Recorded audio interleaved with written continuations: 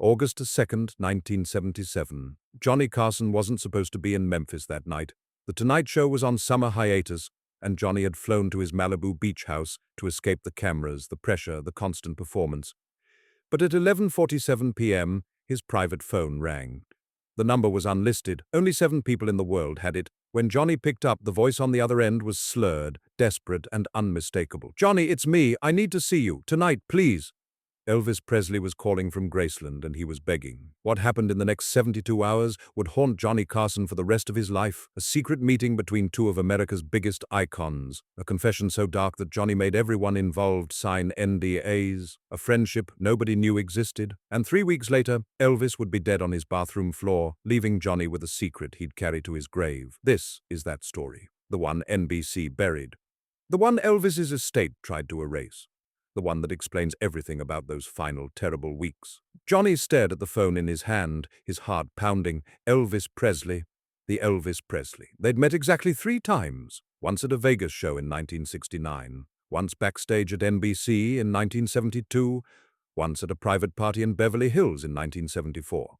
They weren't friends. They weren't close. They'd exchanged pleasantries, shared a drink, laughed at each other's jokes. But now Elvis was calling Johnny's private line at midnight. His voice thick with pills and desperation, asking for something Johnny couldn't quite understand. "Elvis, what's going on?" Johnny asked, sitting up in bed. His third wife, Joanna, stirred beside him but didn't wake.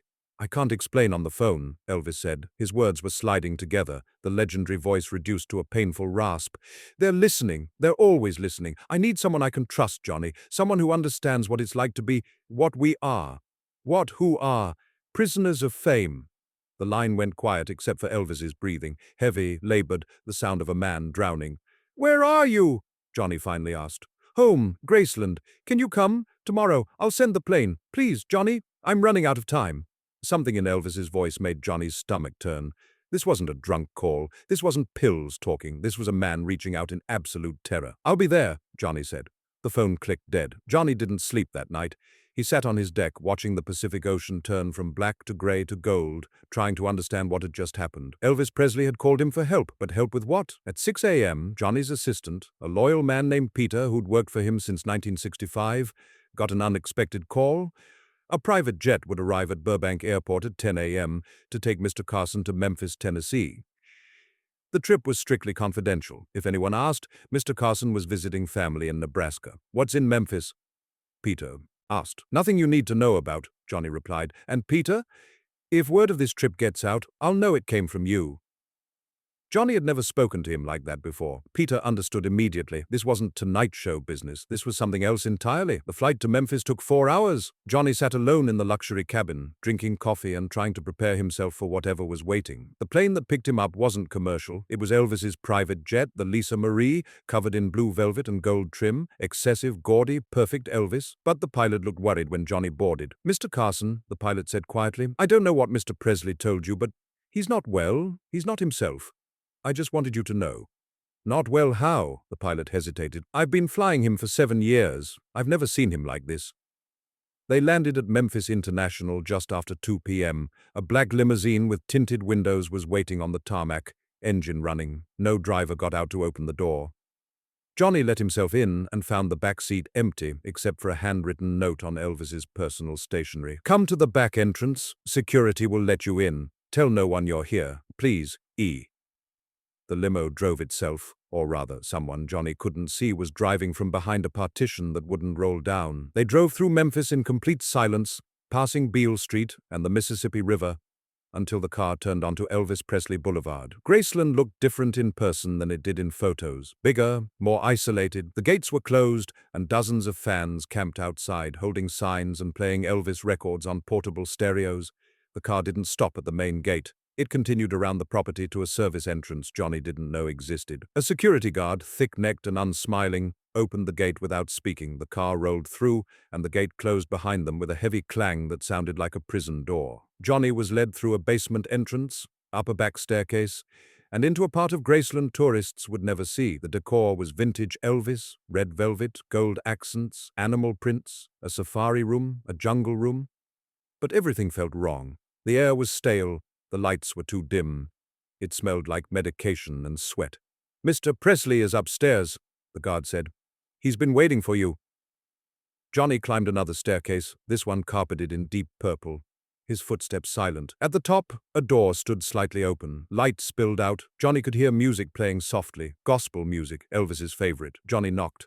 "Come in, Johnny," Elvis's voice, but not the Elvis voice, not the one from the movies or the concerts or the records. This was something else. Something broken? Johnny pushed the door open and stepped into Elvis Presley's bedroom. And what he saw there would change everything he thought he knew about fame, about success, about the cost of being a legend. Elvis was sitting in a chair by the window wearing a white jumpsuit that hung loose on his swollen frame. His face was puffy, his eyes glassy, his jet black hair looked like a wig. He'd gained at least 50 pounds since Johnny had last seen him, but worse than his appearance was his energy. Elvis Presley, the man who'd made millions of women faint with a hip shake, looked like he was dying, and he knew it. "Thanks for coming, Johnny," Elvis said, his voice barely above a whisper. "I didn't think you would." Johnny sat down across from him, his television instinct screaming at him to say something funny, something light to break the tension. But this wasn't television. This was real life, and real life was terrifying. "What's going on, Elvis?" Johnny asked. "Why did you call me?" Elvis looked out the window at the grounds of Graceland, at the fans beyond the gates, at the world that loved him but didn't know him. "Because," Elvis said, "I'm about to tell you something I've never told anyone, and I need you to promise me you'll never repeat it. Not while I'm alive, not after I'm gone, not ever." Johnny felt his throat tighten. "Elvis, if you're in trouble, promise me, Johnny." The two men locked eyes. Johnny saw desperation there, and something else, relief. Relief that he'd finally have someone to tell. "I promise," Johnny said. Elvis took a deep breath, and then he told Johnny Carson the truth about Elvis Presley, and it was worse than anything Johnny could have imagined. "I'm not Elvis Presley anymore," Elvis said, staring at his hands. "I haven't been for years. I'm just a guy trapped inside a costume, playing a character everyone expects me to be." Johnny leaned forward, trying to understand. "Elvis, everyone feels that way sometimes. The pressure of—" "No," Elvis's voice cracked. "You don't understand. I literally can't be myself anymore. I don't know who I am without the character. When I look in the mirror, I see Elvis Presley, the brand, the product, the thing Colonel Parker built. But I don't see me. I don't remember who I was before all this."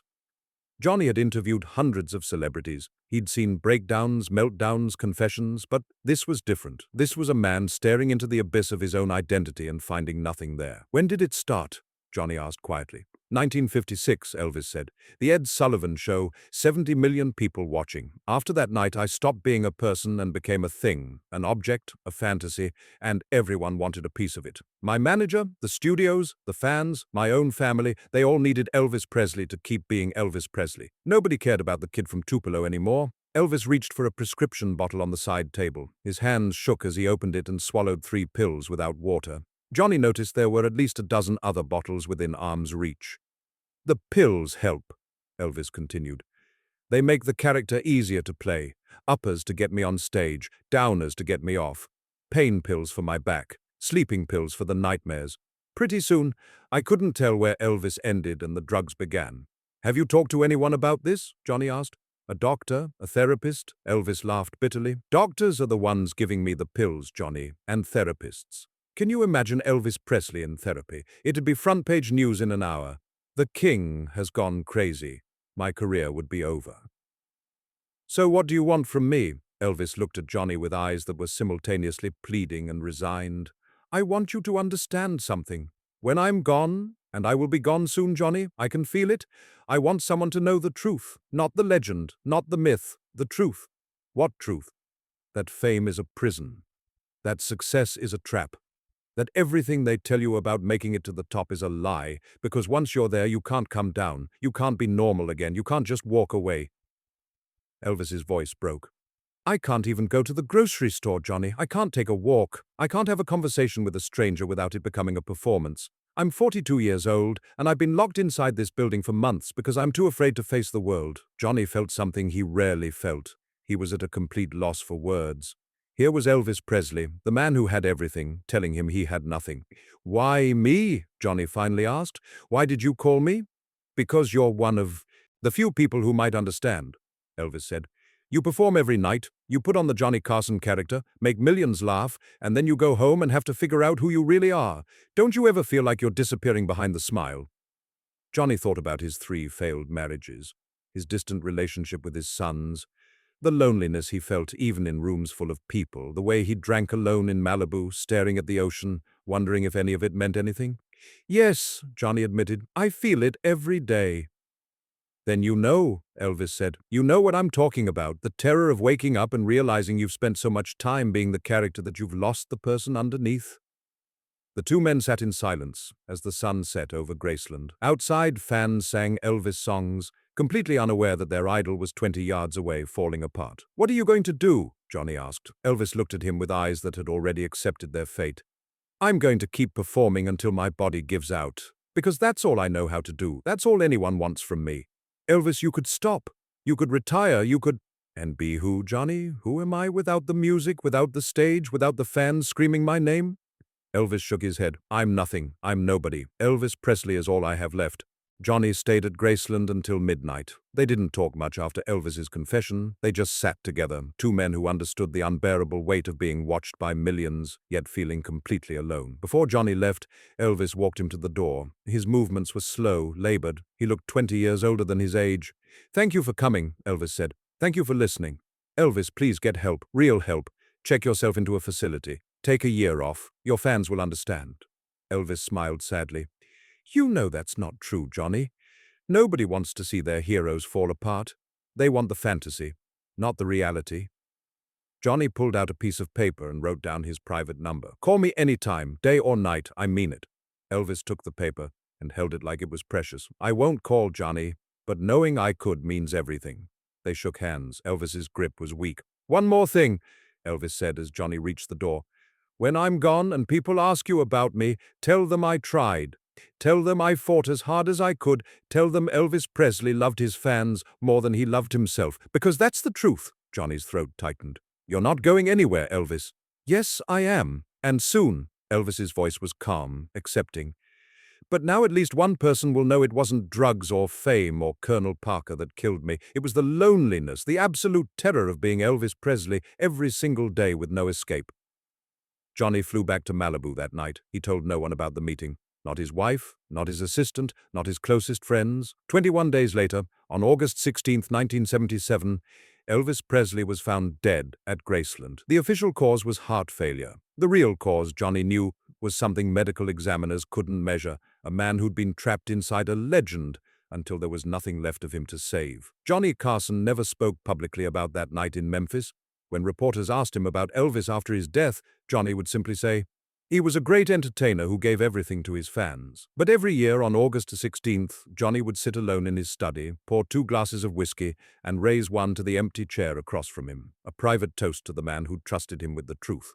The man who'd shown him that fame's greatest cost isn't what you gain, it's what you lose of yourself. Years later, after Johnny's own death in 2005, his assistant Peter found a locked box in Johnny's desk. Inside was a single piece of paper, Elvis's handwriting, the note from the limo. And on the back, in Johnny's handwriting, 3 words, "He tried. Remember." If this story moved you, if you've ever felt trapped by others' expectations, share this video with someone who needs to know they're not alone. Sometimes the people who seem to have everything are fighting battles no one can see.